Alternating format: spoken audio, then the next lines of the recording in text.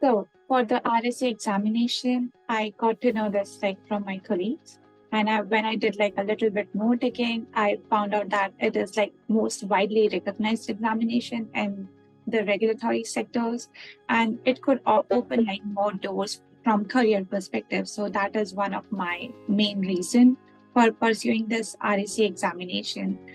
So I did my RAC certification in medical devices in 2020, and it basically provided like an overall understanding of a life cycle of a medical device, not just like from the design perspective, but also from the launching of the product perspective, because launching a device in a market, it involves like preclinical stuff, clinical stuff, and post-market information as well. So it involves most of the understanding and how we are strategizing and presenting information to the regulators about the exam. So it not only enhances the knowledge, but it also provides you better aspects from the strategy perspective. So I think those are my main two reasons for pursuing the RAC examination.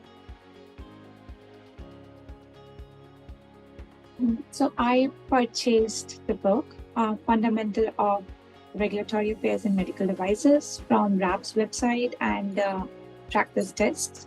So the book in itself, I would say it's like an encyclopedia of regulatory affairs. It provides a huge amount of knowledge.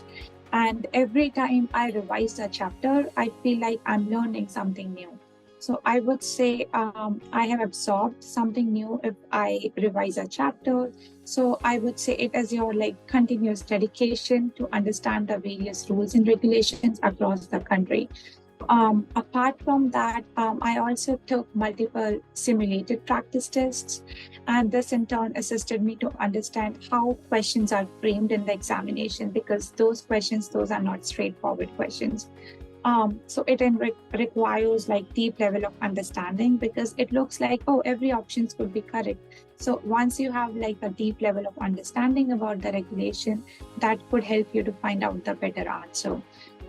So I also collaborated with different people, bunch of folks. I found out from RAP's community, like Regex Forum, that there are other bunch of folks who are also preparing for this examination. So we used to meet once a week, and we used to share knowledge and learning, and so that's how it helped me for preparing for the study. It is mainly like individual, but also some sort of like group level study.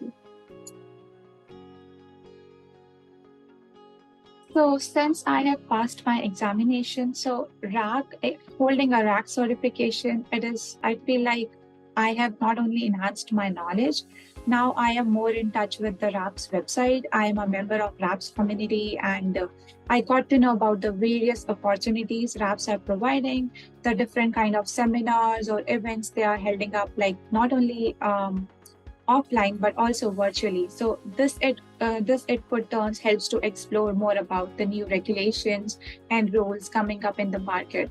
And apart from that, RAPs also provide some of the volunteering opportunities. So holding up my RAC certification, definitely it helps me to increases my chances to apply for those volunteer opportunities and get approval for the same.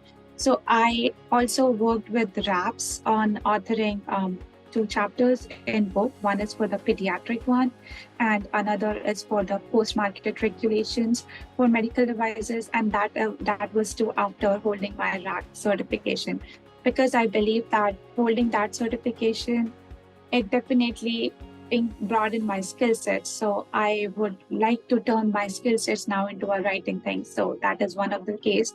And now I'm also partnering with RAC on writing few questions for the regulatory compliance examination. So those are some aspects, like holding up a certification, it would open like few doors for you. I would say start as early as possible. First of all, it's not at all an easy examination. It requires a lot of like efforts, dedication to prepare for the examination.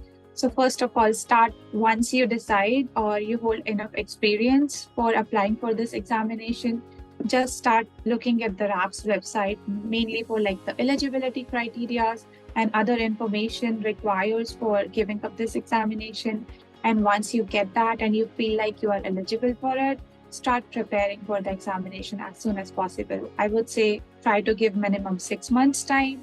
Start making notes, start making flashcards, just because there are few dates.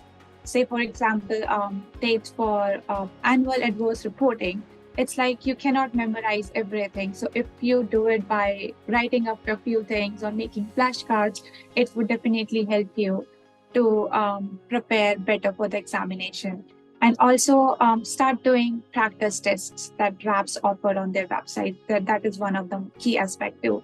Start meeting with a bunch of other people who are also preparing for the examination. In that way, you all can collaborate and interchange your knowledge and experience. So, yeah, these are my few intakes from my preparation that I would like to give to other people as well.